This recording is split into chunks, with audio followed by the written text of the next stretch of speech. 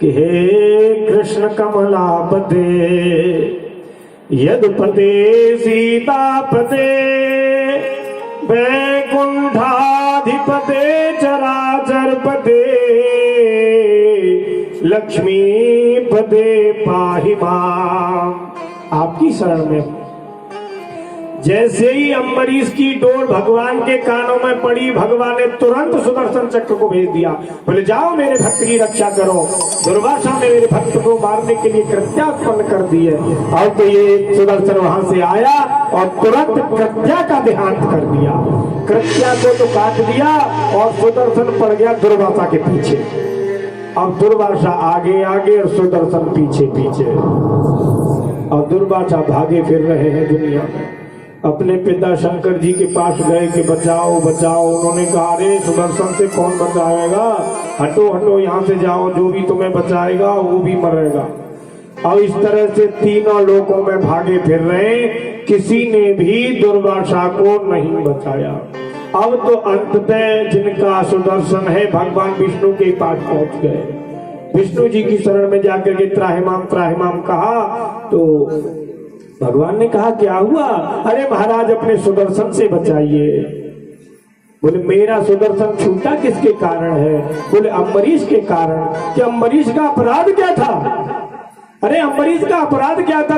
तुम समय से नहीं आए वहां पर। तुम जाकर के कितनी देर अब स्नान में इधर उधर लगाते रहे और समय वहां निकलने वाला था और वह भी ब्राह्मणों की आज्ञा से उसने पारायण करने के लिए तैयार हो गया, तो फिर भी तुमने राक्षसी को उत्पन्न करके मेरे भक्त को मारने की चेष्टा की।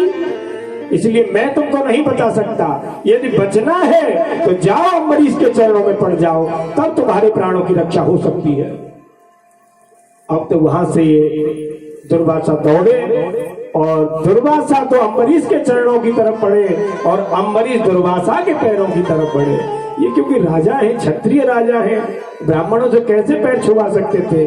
फिर भी जो है दुर्वासा ने कहा राजन आप रक्षा कीजिए। मैं अपने मद में आकर के भगवान के भक्त को पहचान नहीं सका, इस कारण मेरी हालत हुई है। अब तो अम्बरीश ने प्रार्थना की सुदर्शन चक्र से, हे भगवान आप शांत हो जाइए, कोई बात नहीं है।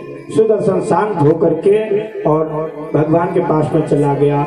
तो आज उसी बात को बोले भक्त के साथ अपराध कर देने पर भगवान कितने नाराज होते हैं।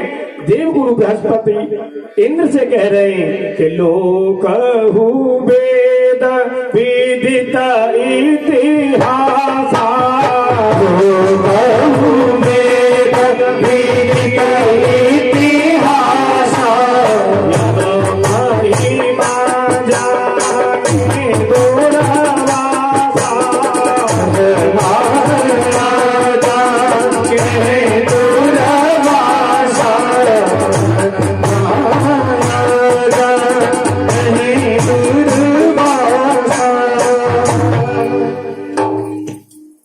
शांत हो गए। इंद्र ने कहा ऐसी गलती नहीं करेंगे महाराज, हम नहीं अब नहीं कुछ कहेंगे। इलाहाबाद से आगे की यात्रा को बढ़ा दिया, गंगा को पार किया, निखाद्राज गोह को साथ लिया। अब चलिए जहां पर भगवान विराजमान है चित्रकूट पर, वहां की चर्चा करते हैं। रात्रि का समय है और प्रातः काल होने वाला है।